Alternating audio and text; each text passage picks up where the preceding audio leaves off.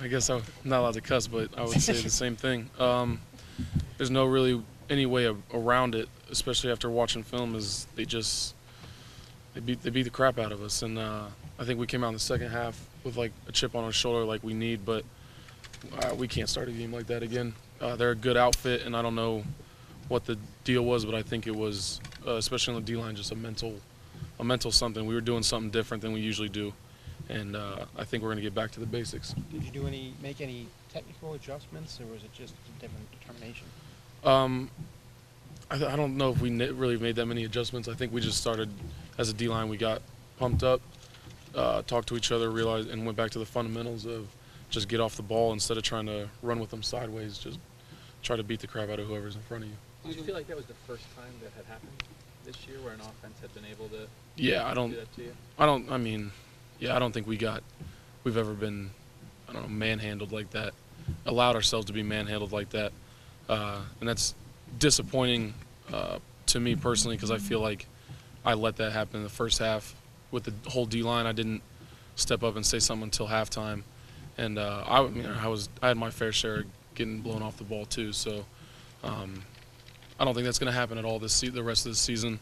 I think they say the best way to learn is to learn from a win instead of learning from a loss. So we'll just learn from it.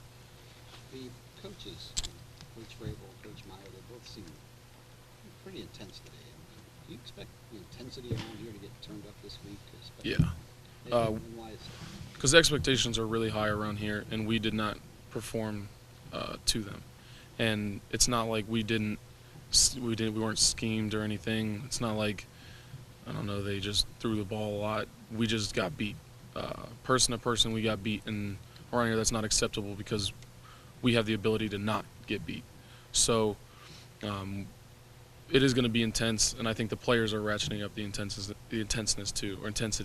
And I don't know, I think that's what we need. It's Big Ten ball. You can't take anyone lightly. Do you expect Penn State to come out and just zone you guys to death? I mean, what do you expect out of them? I mean, they can throw the tight end too. I mean, what do you expect? I mean, they watch the game, I'm sure. Yeah, they're a zone offense, so they were going to zone anyways. Yeah. But they have a different kind of zone than Iowa. Iowa was much flatter. Penn State kind of double teams up to the backer, so they might try to change their game plan where they just go flat like Iowa did, or they might stick to what they do.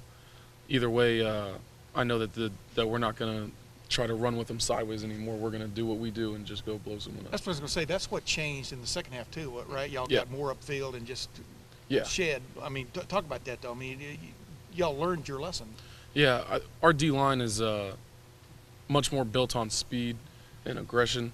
I know that personally I'm an undersized interior guy, so I can't try to play like I'm 310 pounds. I can't try to push them sideways. I have to use aggression and quickness. And in the first half, I was not playing like that. In the second half, came out and tried to go back to what we do and go back to our game. Have you seen much film yet of Penn State? Yeah, I watched their UCF game, and then I've seen the game where they play the team up north. And how did they run the ball in particular? Zone. They've got a good O-line, good pad level, come off the ball and finish plays. Good back. He hits the hole hard, and he's got good vision. I think it's nothing we can't stop, but they're definitely going to be a challenge, and we have to bring our game because everyone comes hard. I'm sorry, Michael, you wore a big brace on your arm, I think Northwestern, and didn't have it this last week. Kind of update us on the injury and how you feel. I was trying to get rid of the brace because I felt like it slowed my hands down. My elbow's getting better, so might throw it back on because it seemed to play better with it, but I might just keep it off. I don't know. We'll see how the week goes. Better with it because it's like a club, or? I don't know. All I know is I didn't play as well with it off. You said you spoke at halftime. Just to the D-line, just told them to get back to what we do, get back to being aggressive. We don't play well calm because a lot of people tell people to calm down and relax, but as a D-line, I feel like we're not mature enough to play well calm. We need to play with a chip on our shoulder, and we need to be angry. And we understand that Philly Brown addressed the team as a whole. Can you tell us what he said, and was it a surprise to see him in particular step up? No, because he's been stepping up a lot this year in the spring and in the summer, and then during games he comes over and talks to everybody. But he was just saying we need to get back to what we do, and it's unacceptable, and we need to play Ohio State football. Michael, Iowa came out with 3 tight ends that seemed to give you guys problems for the first half. And Penn State's going to have 2 weeks to get ready as well. They may come out with a wrinkle. Give us an idea of what the responsibility is for the coaches to make the adjustment and the players to be able to adjust on the fly as well. What kind of happened there? It seemed like it took a long time to adjust. You know, I don't know. Like I said before, I don't think it was the scheme. It doesn't really matter how many tight ends there are if they're blowing us off the ball and we're running sideways. We need to set the edge, and by doing that, you just need to beat the crap out of the tight end, whatever tight end. It doesn't really matter. You just need to beat one of them. And I need to do my job at 3-tech, nose guard, and end need to do their job. But I don't think it has anything to do with scheme. I mean, it worked, and it looked like a good scheme, but it looked like a good scheme because their offensive line was rocking. When you addressed your teammate, your line mates, though, at halftime, as you look around the room, did it kind of hit you? You're looking at some pretty young guys still. I mean, was it a little bit of a shock thing that they went through too, Mike? I mean, just as a group. I don't know. At halftime, it didn't really surprise me. Every now and then, I'll look out on the field and realize it's just sophomores and a freshman out there or something, and that'll kind of be like, oh, we have a young D line. But it's just, I think I took for granted, especially since last year it was all upperclassmen, and I think I took for granted how in control of our just emotions and how we can't just go out there and just play technique sound, because we're not all technique sound. Yeah. So we need to play with a lot of aggression because we're a fast and strong unit, and we need to play like that. Can it be good to have a game like this where when you win so many games in a row and you're so accustomed to winning? I think you have to take it for granted, but it's almost like you have a game like that and realize that you guys bleed too.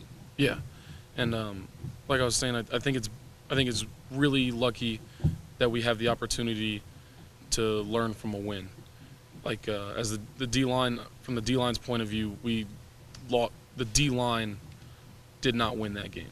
Iowa's O line beat the D line, and so it's good that there's a W in the win column. Or there's a check in the win column, because now we can go out against Penn State and really just get after them, because we've experienced that loss. When you're facing a freshman quarterback, do your eyes kind of light up a little bit? Does it change, I don't know, kind of your mindset going up against the less experienced guy?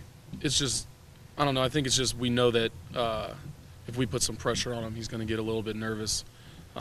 And I think we have the guys to put pressure on him. And I think if we get into the pocket like we do against most teams, he might get a little nervous and force some throws. Coach Meyer told you guys Sunday night he addressed the team that y'all are in the national championship hunt, the Big Ten hunt. Mm-hmm. He wants y'all to embrace it. Do you think this team can handle what's coming? I mean, just what's your reaction to his little speech to you, and what do you think about the team in general? I would just say that he was just trying to make sure we knew that if we took care of business, the BCS would work itself out. And I think we can handle it. I think we still have that game-to-game approach. But it's just good to know that if we just keep doing our job, then everything will be fine. Is it strange that maybe for the first time in a decade or even longer that it's possible that you guys might not control your own destiny though? Can't really do much about it. All you can do is go out and win and try to start handling or winning by large margins. That's all we can really do, and whatever happens, happens. Mike, So you guys think about winning by large margins, you think? Yeah, we're always trying to destroy teams, but I mean, obviously sometimes it doesn't work out that way, but I mean, we're not going to try to keep the game close. As a follow-up to Ben's question, Coach Meyer has talked about how the pass defense is what alarms him.